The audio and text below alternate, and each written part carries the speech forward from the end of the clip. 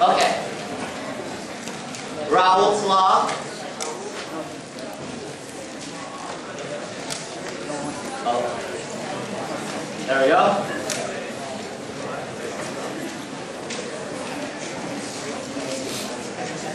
Raoults Law looks very similar to Dalton's Law, which is PA, XA, P total. It actually looks really similar to Dalton's Law. Second one here is Dalton's Law. Okay, everything else still holds the same. So PA plus PB plus whatever other partial pressures you have is the total pressure. Total pressure, unless you have a special system, is usually going to be atmospheric pressure. Not always, but usually. What's the sum of the mole fractions? 1. Yeah, plus whatever there is, no matter how many, is 1. So you could write P total. Let's say there's just A and B in your solution. That's XA PA naught plus XB PB naught. Okay, if there was just A and B, for example. All right, this mole fraction, here's the tricky part, is of what? Mole fraction of what? So here's your picture.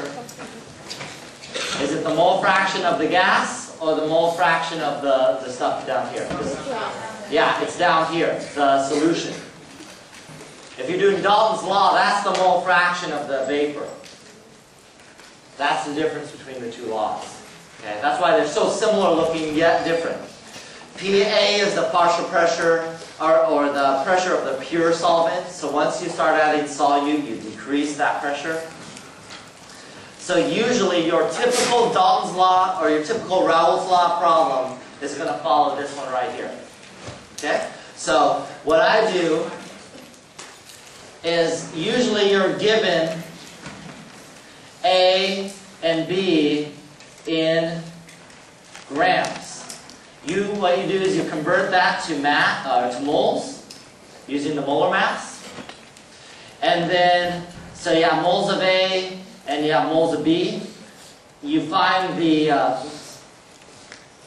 total moles.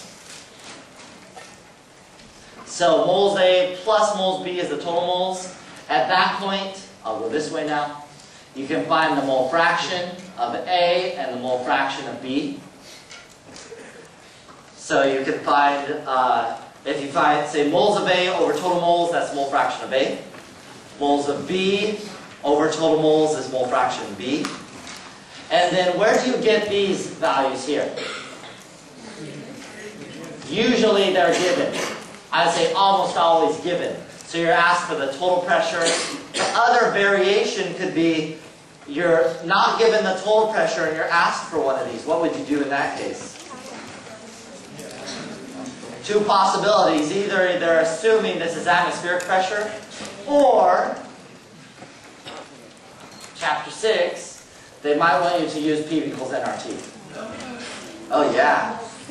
Okay?